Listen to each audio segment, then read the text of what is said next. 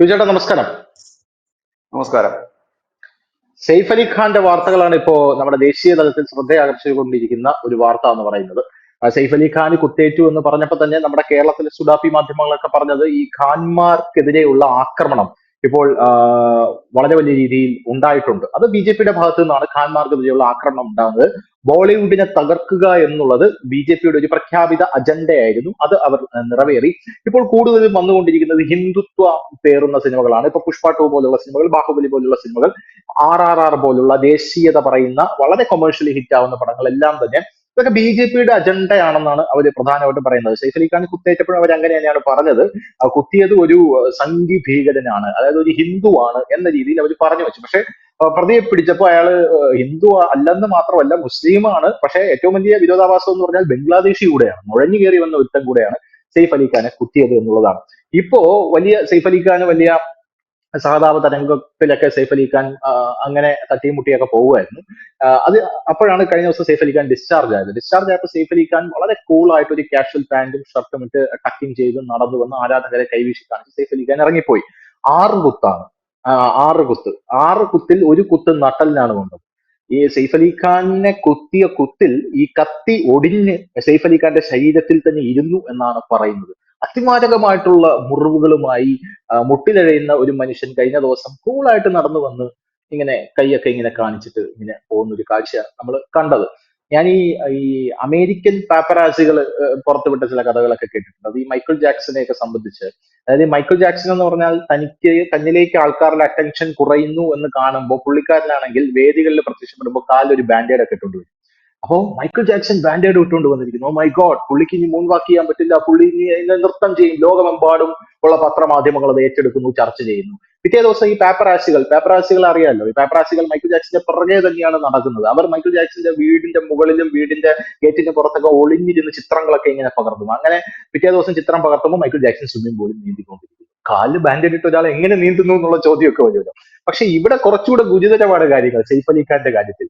മഹാരാഷ്ട്രയിലെ ഒരു മന്ത്രി തന്നെ രംഗത്തെത്തിയിരിക്കുകയാണ്. കാരണം സെയ്ഫ് അലി ഖാന്റെ ഒരുപാട് ദുരൂഹതകൾ ഈ വിഷയത്തിനകത്ത് ഉണ്ടെന്ന് പറയുന്നു. വന്ന ആള് കുത്തിയ വിഷയം, കുത്തേറ്റിട്ടുണ്ടോ, വേലക്കാരിയുടെ വിഷയം, ഇവർ മദ്യപിച്ചിട്ടുണ്ടോ, കരീന കപൂറിന് ഇതിനകത്തുള്ള റോൾ എന്താണ്, അങ്ങനെയുള്ള പല കാര്യങ്ങളും ഇതിനകത്ത് ചർച്ചയാകുന്നുണ്ട് എന്നാണ് നമുക്കിപ്പോൾ മനസ്സിലാക്കാനായിട്ട് സാധിച്ചത്. യഥാർത്ഥത്തിൽ ബിജുച്ചേട്ടന്റെ ഒരു വ്യൂവിൽ ഈ വിഷയം എന്താണ്? ഇതിലൊക്കെ വല്ല സത്യവുമുണ്ടോ? മഹാരാഷ്ട്ര മന്ത്രി പറയുന്നതിൽ എന്തെങ്കിലും കഴമ്പുണ്ടോ? ഈ ആദ്യം തന്നെ നമുക്ക് ഇവിടുത്തെ ഈ തീവ്ര ഇസ്ലാമിസ്റ്റുകൾ പറയുന്ന ഈ കഥയിലേക്ക് തന്നെ പോവാം. ഇവിടെ ഖാൻമാർക്കെതിരെ ഹേറ്റ് ക്യാമ്പയിൻ നടക്കുന്നു എന്ന് പറഞ്ഞു കഴിഞ്ഞാൽ എല്ലാ ഖാൻമാർക്കും നേരെയും ഹേറ്റ് ക്യാമ്പയിൻ നടക്കുന്നില്ല. ഇതിൽ ഓരോ ഖാൻമാരും ചോദിച്ചു വാങ്ങിയ ഹേറ്റിംഗ് മാത്രമേ ഉള്ളൂ. ഷാരൂഖ് ഖാന്റെ കേസ് നമുക്കറിയാം. അമീർ ഖാൻ മോദി ജയിച്ചാൽ രാജ്യം വിടുമെന്ന് പറഞ്ഞപ്പോൾ സ്വാഭാവികമായി മോദിയോടൊപ്പമുള്ള എല്ലാം മോദി ഇഷ്ടപ്പെടുന്ന അവർ സ്വാഭാവികമായി അതിന് മറുപടി നൽകപ്പെടും. അതുകൊണ്ടാണ് വന്നത്. പിന്നെ സൽമാൻ ഖാന്റെ വിഷയം നമുക്കറിയാം. അതായത് ഈ കൃഷ്ണമൃഗത്തെ കൊന്നത് അതിന്റെ ഒരു ഇത് ഉള്ളതിന്റെ ഒരു ഹേറ്റ് ക്യാമ്പ്. ഇതിലൊക്കെ സേഫ് ആയിട്ടുള്ള ഒരാൾ സെയ്ഫ് അലി ഖാൻ തന്നെയാണ്. യാതൊരുവിധ ഹേറ്റ് ക്യാമ്പയിനും അദ്ദേഹത്തിന് നേരെയില്ലായിരുന്നു. അദ്ദേഹവും ഈ ആരെയും വെറുപ്പിക്കുന്ന തരത്തിലേക്ക് പോയിരുന്നില്ല എന്നുള്ളത് യാഥാർത്ഥ്യമാണ്.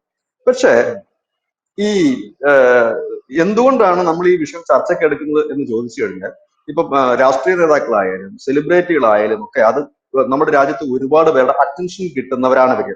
അപ്പൊ അവർക്ക് എന്ത് സംഭവിച്ചു എന്ന് അറിയേണ്ടതായിട്ടുണ്ട്. കാരണം അവർക്ക് സംഭവിക്കുന്നത് ഗുണമായാലും ദോഷമായാലും ഒക്കെ അതിന് 2 വശങ്ങളുണ്ടാകും. ഒരു പൊളിറ്റിക്കലി ആയിട്ട്, അതായത് ഒരു നടന് പോലും സുരക്ഷിതമല്ല എന്ന രീതിയിലേക്ക് വാർത്തകൾ വരുന്നു. അത് നമ്മൾ ചർച്ച ചെയ്യപ്പെടേണ്ടതാണ്. ഇനി ഹിന്ദു ഭീകരന്മാരാണോ ഈ ആക്രമണം ചെയ്തത് എന്നുള്ള വാർത്തകൾ വന്നിരുന്നു. അതുകൊണ്ട് തന്നെ ഇത് എന്താണ് എന്നുള്ളതാണ്. ഏതായാലും പിടിയിലായതൊരു ബംഗ്ലാദേശി സ്വദേശിയാണ്, നമ്മൾ അതിലേക്ക് പോകുന്നില്ല. പക്ഷെ അടിമുടി ദുരൂഹമായ ഒരു കേസാണ് ഇതൊന്നും. തുടക്കം മുതൽ നമ്മൾ തന്നെ ഇവിടെ ഇരുന്ന് ആദ്യ ദിവസങ്ങളിൽ തന്നെ പറഞ്ഞു ഇത് വലിയ ഡ്രാമയുള്ള ഒരു കേസാണ് എന്ന് നമ്മൾ തന്നെ ഇതേപോലത്തെ ചർച്ചയുടെ പ്ലാറ്റ്ഫോമിൽ നമ്മൾ പറഞ്ഞിരുന്നു. ഇപ്പോഴത് അക്ഷരാർത്ഥത്തിൽ ശരിവെക്കുന്ന തരത്തിലേക്കാണ് കാര്യങ്ങൾ പോകുന്നത്. ഒന്ന്, ബാന്ദ്രയിലുള്ള ഈ സെയ്ഫ് അലി ഖാന്റെ വസതി നിൽക്കുന്ന ഇടം എന്ന് പറഞ്ഞാൽ അതീവ സുരക്ഷയുള്ള VVIP താമസിക്കുന്ന ഒരു പ്രദേശം. ഒന്ന്. രണ്ട്, ഇദ്ദേഹം താമസിക്കുന്ന 12 നിലയുള്ള ഒരു അപ്പാർട്ട്മെന്റ് ആണ്. അതീവ സുരക്ഷയുള്ളതാണ്. ഈ 12 നിലയും അദ്ദേഹത്തിൻ്റെതാണ്. ഇത് കേൾക്കുമ്പോൾ നമുക്ക് പെട്ടെന്ന് തോന്നും 12 നിലയിലുള്ള അപ്പാർട്ട്മെന്റിൽ ഒരു അപ്പാർട്ട്മെന്റിലായിരുന്നു സെയ്ഫ് അലി ഖാൻ എന്ന് നമുക്കൊരു ചിന്ത വരും. അത് തെറ്റാണ്. നമ്മളെ ഈ ഫ്ലാറ്റ് ജീവിതമേ നമുക്ക് അറിയുള്ളൂ. അപ്പം നമ്മൾ കരുതും താഴത്തെ ഫ്ലാറ്റിലായിരുന്നു അദ്ദേഹം ഇരുന്നത്. അതല്ല, ഈ 12 നിലയുള്ള ഒരു അപ്പാർട്ട്മെന്റും ഈ സൈഫ് അലി ഖാന്റെ സ്വന്തമാണ്. അതിലെ 4 മുറികളാണ്, 4 ഫ്ലാറ്റുകൾ അല്ലെങ്കിൽ 4 ഫ്ലോറുകളാണ് ഈ സൈഫ് അലി ഖാനും കരീനയും മക്കളും ഉപയോഗിക്കുന്നത്. അതിലൊന്ന് ഗസ്റ്റുകൾക്കുള്ളതാണ്. അങ്ങനെ 12 നിലകളും ഉണ്ടായിരുന്ന വലിയ സെക്യൂരിറ്റി സംവിധാനമുള്ള ആ ഫ്ലാറ്റിനുള്ളിലേക്ക് അല്ലെങ്കിൽ ആ അപ്പാർട്ട്മെന്റിനുള്ളിലേക്കാണ് ഒരു ബംഗ്ലാദേശി ആയിട്ടുള്ള ഒരു ആൾ കടന്നു കയറിയത് എന്ന് പറയുമ്പോൾ അതിനൊരുപാട് മാനങ്ങളുണ്ട്. കാരണം ഒരു ബംഗ്ലാദേശി ആയ ഒരാൾ അവിടെ എത്തുന്നു, അയാൾ ഈ ഇത്രയും സെക്യൂരിറ്റി ഉള്ള ഒരു വീടിന് ഉള്ളിൽ കടക്കുന്നു. ഓക്കെ, ഇത് തന്നെയാണ് കഴിഞ്ഞ ദിവസം മഹാരാഷ്ട്ര ഒരു മന്ത്രി ഉയർത്തിയ ഒരു ആരോപണം. അദ്ദേഹം ചോദിക്കുന്നത്, ബംഗ്ലാദേശിൽ വന്ന് ഇപ്പോൾ കിടപ്പുമുറിയിലും എത്താറായോ, ഇത് ആരാണ് അവിടം വരെ എത്തിച്ചത് എന്നൊരു ചോദ്യമുണ്ട്. അതിന് ഉത്തരം കണ്ടെത്തിയേ പറ്റൂ. ഒന്ന്. രണ്ടാമത്, ഇതിനകത്ത് കുറെ നാടകീയമായ കാര്യങ്ങൾ. ഈ കുത്തേറ്റത്തിന് തൊട്ടു പിന്നാലെ നമ്മൾ ആ വീഡിയോയിൽ കരീന കപൂറിനെ കാണുന്നുണ്ട്, അദ്ദേഹത്തിന്റെ ഭാര്യ. പക്ഷെ അവർ പറയുന്നത് പോലീസ് ഉൾപ്പെടെയുള്ളവരെ അകറ്റി നിർത്തുന്നു. പക്ഷെ ആ വീഡിയോയിൽ അവർ പറയുന്നത്, പിന്നീട് അവർ ആ വീഡിയോയിലല്ല, പിന്നീട് വീഡിയോയിൽ അവർ എങ്ങും പോകാൻ തയ്യാറാകുന്നില്ല. രണ്ടാമത് അവരൊരു സ്റ്റേറ്റ്മെന്റ് നടത്തിയിരിക്കുന്നത്, ഗോസിപ്പുകൾ പറഞ്ഞു വരത്തരുത്, അദ്ദേഹം സുഖപ്പെടുന്നത് വരെ കാത്തിരിക്കാൻ എന്ന് പറയുന്നുണ്ട്. അതവിടെ നിൽക്കട്ടെ. 2:30 പുലർച്ചെ 2:30 സൈഫ് അലി ഖാൻ കുത്തേൽക്കുന്നത്. ഈ 2:30 കുത്തേറ്റ സൈഫ് അലി ഖാന് തൊട്ടടുത്തുള്ള, അതായത് അദ്ദേഹത്തിന്റെ വസതിയിൽ നിന്നും 2 കിലോമീറ്റർ മാത്രം ദൂര പരിധിക്കുള്ളിൽ നിൽക്കുന്ന ലീലാവതി ആശുപത്രിയിലേക്ക് എത്തിക്കുന്നത് 4:11 അതായത് മാരകമായി കുത്തേറ്റ ഒരാൾ 2 മണിക്കൂർ നിന്നു എന്ന് പറയുന്നിടത്താണ് ഇതിന്റെ ഒരു അസ്വാഭാവികത കാണുന്നത്. ഇദ്ദേഹത്തെ കൊണ്ടുപോയ ഓട്ടോ ഡ്രൈവർ പറയുന്നത് 5 മിനിറ്റേ എടുക്കൂ ഇദ്ദേഹത്തിന്റെ വസതിയിൽ നിന്ന് ഓട്ടോറിക്ഷയിൽ, കാറല്ല പറയുന്നത്, ഓട്ടോറിക്ഷയിൽ 5 മിനിറ്റ് എടുക്കും ഈ ആശുപത്രിയിൽ കൊണ്ടുപോകാൻ. പക്ഷെ 2 മണിക്കൂർ കഴിഞ്ഞിട്ടാണ് ആശുപത്രിയിൽ എത്തുന്നത്. അതും ഈ ഓട്ടോറിക്ഷയിൽ സൈഫ് അലി ഖാനും അദ്ദേഹത്തിന്റെ ഒരു സഹായി മാത്രമേ ഉണ്ടായിരുന്നുള്ളൂ. ഇനി ഇദ്ദേഹത്തിന്റെ ഈ കുത്തിന്റെ വിവരങ്ങളും പുറത്തു വന്നിട്ടുണ്ട്. റിപ്പോർട്ടിൽ, ആശുപത്രിയുടെ റിപ്പോർട്ടിൽ അത് വിശദമായി തന്നെ പറയുന്നു. അതിൽ ഏറ്റവും ചെറിയ കുത്ത് 0.5 to 1 സെന്റിമീറ്റർ ആഴത്തിലുള്ളതാണ്. ഏറ്റവും വലിയ കുത്ത് 10 സെന്റിമീറ്റർ ആഴത്തിലുള്ളതാണ്. നമുക്കറിയാം 10 സെന്റിമീറ്റർ ആഴത്തിലുള്ള കുത്തിന്റെയൊക്കെ ഒരു എന്ത് ഡെപ്തിലായിരിക്കും അത് പോയിരിക്കുന്നുള്ളത്. അങ്ങനെ ഈ കുത്തുകളെല്ലാം മാരക കുത്തുകളാണ്. ഈ കുത്ത് കിട്ടിയ ഈ 2:30 ഈ മാരക കുത്തുകൾ കിട്ടിയ ആള് 4 മണി അല്ലെ 4:11 വരെ കാത്തിരുന്നു എന്നുള്ളതാണ് ആശുപത്രിയിൽ എത്താനാണ്. തൊട്ടടുത്ത ആശുപത്രി ഉണ്ടായിട്ട് 2 കിലോമീറ്റർ ചുറ്റില്ല. അതും ഒരു VIP ആണ്. ഇദ്ദേഹത്തിന്റെ വീട്ടിലെ കാറുകൾ, അനവധി വലിയ മുന്തിയ കാറുകളുള്ള ഒരു നടനാണ്. കാറുകളൊന്നും അന്നേരം വർക്കിംഗ് ആയില്ല. ഈ വണ്ടിയിലാണ് കൊണ്ടുപോകുന്നത്. ഇതൊന്ന്. രണ്ടാമത്തെ കാര്യം, പോലീസ് ഈ കുത്ത് നടന്നതിന്റെ 6 മണിക്കൂർ ശേഷം പുലർച്ചെ രാവിലെ 8:30 പോലീസ് FIR രജിസ്റ്റർ ചെയ്തു. പോലീസിന്റെ ഭാഗത്ത് തെറ്റ് പറയാൻ കഴിയില്ല. കാരണം പോലീസ് ഇപ്പൊ കേൾക്കുന്ന വിവരം, പോലീസ് കുത്ത് കിട്ടിയത് അറിഞ്ഞ് അവിടെ എത്തിയപ്പോൾ കരീന കപൂർ പോലീസിനോട് പൊക്കോളാൻ പറഞ്ഞു എന്നാണ് പറയുന്നത്. ബാക്കി പിന്നീട് പറയാം. അവർ മദ്യലഹരിയിലായിരുന്നു എന്നും ചില വാർത്തകൾ വരുന്നു, നമുക്കറിയില്ല. മദ്യലഹരിയിലായിരുന്നു അവർ രാത്രി, നിങ്ങൾ പൊക്കോളാൻ പറഞ്ഞു എന്നാണ് പറയുന്നത്. ഒന്ന്. രണ്ടാമത്തെ കാര്യം, ഈ പോലീസ് 8:30 അവർ FIR രജിസ്റ്റർ ചെയ്തു. പോലീസിനെ സംബന്ധിച്ച് സ്വാഭാവികമായി FIR രജിസ്റ്റർ ചെയ്തേ പറ്റൂ.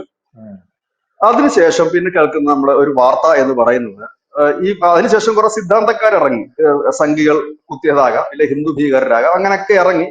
അതിനുശേഷം ഇദ്ദേഹത്തെ മേജർ ശസ്ത്രക്രിയ, 1 അല്ല 2 മേജർ ശസ്ത്രക്രിയക്ക് വിധേയനാക്കും. കാരണം ഈ മുറിവിന്റെ ആഴം പരിശോധിക്കുമ്പോൾ സ്വാഭാവികമായും 2 വലിയ ശസ്ത്രക്രിയക്ക് വിധേയനാക്കും. 16-ാം തീയതിയാണ് ഈ കുത്ത് സംഭവം നടക്കുന്നത്. 16-ാം തീയതി രാവിലെ 2:30. 20-ാം തീയതി ഇദ്ദേഹം ഡിസ്ചാർജ് ആകുകയാണ്. നമുക്കറിയാം മേജർ സർജറി കഴിഞ്ഞ് ഉള്ള അവസ്ഥ നമുക്കറിയാം. അതായത് കേവലം 4 ദിവസം കൊണ്ട് ഇദ്ദേഹം പൂർണ്ണമായി ഫിറ്റ് ആകുന്നു. ഇദ്ദേഹം സുഖം പ്രാപിച്ചു വരുന്നു. നേരത്തെ ധനുഷ് സൂചിപ്പിച്ചതുപോലെ വളരെ മിടുക്കനായിട്ട് കൈയൊക്കെ വീശി ആരാധകരെ കാണിച്ചുകൊണ്ട് വരുന്നു. രണ്ടാമത്തെ കാര്യം, ഇദ്ദേഹം ഉടൻ തന്നെ ക്ലെയിം, അദ്ദേഹത്തിന് 1 ലക്ഷം രൂപയാണ് ആശുപത്രി ചെലവായതെന്നാണ് പറയുന്നത്. അദ്ദേഹം ഈ ഇൻഷുറൻസ് ക്ലെയിം ചെയ്തിരിക്കുന്നത് 36 ലക്ഷം രൂപയ്ക്കാണ്. അപ്പോൾ തന്നെ ഈ ഇൻഷുറൻസ് കമ്പനി 25 ലക്ഷം രൂപ എടുത്ത് കൈ കൊടുക്കുകയും ചെയ്തു. നമുക്കറിയാം, ഒരു ഇൻഷുറൻസ്, നമുക്കൊക്കെ ഇൻഷുറൻസ് ഉള്ളതാണ്. ആ ഇൻഷുറൻസ് കിട്ടണമെങ്കിൽ എന്തൊക്കെ പൊല്ലാപ്പുണ്ടെന്ന് നമുക്കറിയാം. അവിടെയാണ് ഇത്. ചിലപ്പോൾ ഒരു പക്ഷെ സെലിബ്രിറ്റി ആയതുകൊണ്ടായിരിക്കാം അങ്ങനെ സംഭവിച്ചത്. അങ്ങനെ നമുക്ക് കരുതാം. പക്ഷെ ഇവിടെ കുറെ ചോദ്യങ്ങൾ അവശേഷിക്കുന്നുണ്ട്. ഇതിന്റെ ഒരു പൂർണ്ണമായ ചിത്രം മഹാരാഷ്ട്ര സർക്കാർ പുറത്തു വിടേണ്ടതായിട്ടുണ്ട്. അവരേതെല്ലാം അന്വേഷണത്തിലാണ്. അതിന്റെ ഒരു ക്ലിയർ പിക്ചർ വരേണ്ടതായിട്ടുണ്ട്. ഇതിനോടനുബന്ധിച്ച് ഈ പ്രശ്നങ്ങളൊക്കെ നടക്കുമ്പോൾ 2 ദിവസം മുമ്പ് ഒരു വലിയ വാർത്ത കൂടെ പുറത്തു വരുന്നുണ്ട്. സൈഫ് അലി ഖാന്റെ കുടുംബ സ്വത്തുക്കൾ ശത്രു സ്വത്തായിട്ട് മധ്യപ്രദേശ് സർക്കാർ പ്രഖ്യാപിക്കുന്നു. ഈ സ്വത്തുക്കൾ കണ്ടുകെട്ടാനുള്ള നീക്കം നടക്കുന്നു. ഇതിനെതിരെ അതായത് 2014 മറ്റോ ആണ് ഈ 2014 ഇത് ശത്രു സ്വത്താണ് എന്ന് മധ്യപ്രദേശ് സർക്കാർ കണ്ടുകെട്ടുന്നു. എന്താണ് ശത്രു സ്വത്ത് എന്ന് ചോദിച്ചു കഴിഞ്ഞാൽ, ഇന്ത്യ പാകിസ്ഥാൻ വിഭജന കാലത്ത് ഇന്ത്യയിൽ നിന്ന് പാകിസ്ഥാനിലേക്ക് പോവുകയും അവിടെ പൗരത്വം നേടുകയും ചെയ്തവരുടെ ഇന്ത്യയിലുള്ള സ്വത്തിനെയാണ് ശത്രു സ്വത്ത് എന്ന് നമ്മൾ പറയുന്നത്. ഇത്തരത്തിൽ ചൈനയിലേക്കും പോയിട്ടുണ്ട്. ചൈനയിലും പൗരത്വം നേടി പോയവരുണ്ട്. 126 പേര് ചൈനയിൽ പൗരത്വം നേടിയവരാണ് നമ്മുടെ രാജ്യത്ത്, ഇന്ത്യയിൽ നിന്ന്. അവരുടെ സ്വത്ത് നമ്മൾ ശത്രു സ്വത്ത് എന്ന് തന്നെയാണ് പറയുന്നത്. അപ്പോ ഇതിന് തൊട്ടു പിന്നാലെ ഈ പറയുന്ന സെയ്ഫ് അലി ഖാൻ 2015 കോടതിയെ സമീപിച്ചു. അദ്ദേഹം പറഞ്ഞു ശത്രു സ്വത്തല്ല എന്ന് പറഞ്ഞുകൊണ്ട് അദ്ദേഹം കോടതിയിൽ സമീപിച്ചു. കോടതിയാണ് കഴിഞ്ഞ ദിവസം വിധി പുറപ്പെടുവിച്ചു, ഇത് ശത്രു സ്വത്ത് തന്നെയാണ്. കാരണം സെയ്ഫ് അലി ഖാൻ ഉയർത്തിയ കാര്യങ്ങളൊന്നും തന്നെ ആ കേസിനെ രക്ഷിച്ചില്ല എന്നുള്ളതാണ്. അപ്പോൾ ഇതിന്റെ ഒരു ശ്രദ്ധ തിരിക്കുന്നതിലേക്ക് വേണ്ടി ആകണം ഒരുപക്ഷെ ഇങ്ങനെ ഒന്ന് ചെയ്തത്. അതല്ല എങ്കിൽ കാരണം ഈ ഒരു കുറഞ്ഞ തുക സെയ്ഫ് അലി ഖാനെ സംബന്ധിച്ച് ഒരു കുറഞ്ഞ തുകയാണ് എന്നാണ് നമുക്ക് തോന്നുന്നത്, 25 ലക്ഷം രൂപ എന്നൊക്കെ പറഞ്ഞു. അതിന് വേണ്ടിയിട്ടൊരു ഡ്രാമ കളിക്കുമോ എന്നറിയില്ല. ഈ കുത്തിന് പിന്നിലുള്ള കാര്യങ്ങൾ അറിയേണ്ടതായിട്ടുണ്ട്. കാരണം ഒരു ബംഗ്ലാദേശി പൗരൻ വരുന്നു, ഇത്രയും സുരക്ഷിതമായ ഒരു അപ്പാർട്ട്മെന്റിൽ കടന്നു കയറിയിട്ട് അദ്ദേഹം വളരെ സമയം അതിൽ ചെലവഴിക്കുന്നു. സെയ്ഫ് അലി ഖാനുമായി കുത്തു നടത്തി കഴിഞ്ഞ് ഇയാൾ എങ്ങനെ രക്ഷപ്പെട്ടു എന്ന് അറിയേണ്ടതായിട്ടുണ്ട്.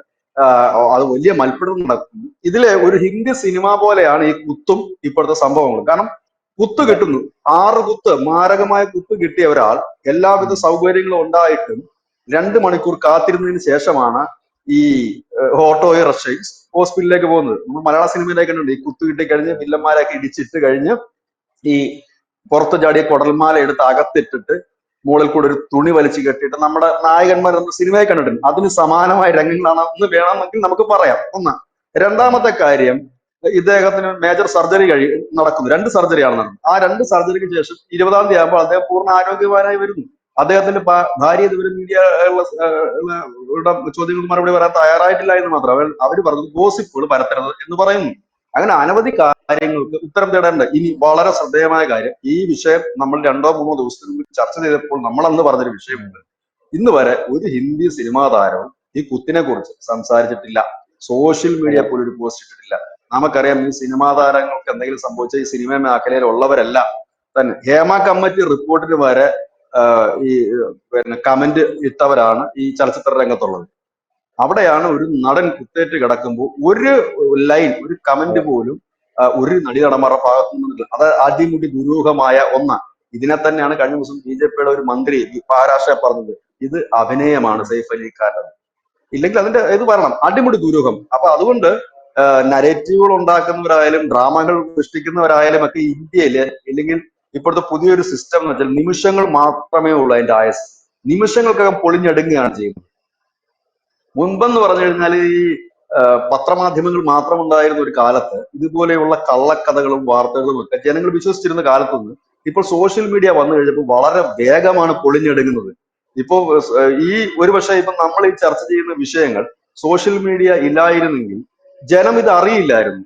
സെയ്ഫ് അലി ഖാന്റെ കുത്തും സർജറിയും ഒപ്പം തന്നെ ഈ കടന്ന കാര്യങ്ങളുമൊക്കെ ഇപ്പോൾ ഒരുപക്ഷെ നമ്മളുടെ ഈ പരിപാടി കാണുന്ന പ്രേക്ഷകർക്ക് ഇതിൽ നിന്നൊരു അനുമാനിക്കാൻ പറ്റും, ഇത് യഥാർത്ഥത്തിൽ സംഭവിച്ചതാണോ, എന്താ സംഭവിച്ചത്. കാരണം ഇതിന്റെ ടൈമിങ്, അതുകൊണ്ട് നമുക്ക് അതൊന്നുകൂടെ ഒന്ന് സ്പീഡിൽ പറഞ്ഞിട്ട് നമുക്ക് ഇത് അവസാനിപ്പിക്കാം. ഒന്ന്, സെയ്ഫ് അലി ഖാൻ ജനുവരി 16 പുലർച്ചെ 2:30 കുത്തേൽക്കും. മാരകമായ കുത്ത്, 6 വളരെ മാരകമായ കുത്ത്. അദ്ദേഹത്തെ തൊട്ടടുത്തുള്ള അതായത് 2 കിലോമീറ്ററിന് അകത്തുള്ള ലീലാവതി ആശുപത്രി പ്രവേശിപ്പിക്കും 4:11. ആ 8:30 അദ്ദേഹത്തിന് FIR രജിസ്റ്റർ ചെയ്യുന്നു. അതിനുശേഷം അദ്ദേഹത്തിന് 2 മേജർ സർജറി നടത്തുന്നു. 20-ാം തീയതി വളരെ പവർഫുള്ളായി വളരെ ഫിറ്റായി ഈ പറയുന്ന സെയ്ഫ് അലി ഖാൻ എത്തുന്നു, ആരാധകരെ കൈവീശി കാണിക്കുന്നു. ഇന്ന് വരെ സെയ്ഫ് അലി ഖാൻ അതിനെക്കുറിച്ച് മാധ്യമങ്ങളോടോ മറ്റൊന്നോ പറഞ്ഞിട്ടില്ല, അദ്ദേഹത്തിന്റെ ഭാര്യ പറഞ്ഞിട്ടില്ല, മറ്റാരും പറഞ്ഞിട്ടില്ല. ഇത് അന്വേഷിക്കേണ്ട വിവരമാണ്. കാരണം ഇത് ലോകം മുഴുവൻ ശ്രദ്ധിക്കുന്ന ഒരു നടനാണ്. ബോളിവുഡ് സിനിമകൾ നമുക്കറിയാം ലോകം മുഴുവൻ പ്രദർശനത്തിന് പോകുന്നതാണ്.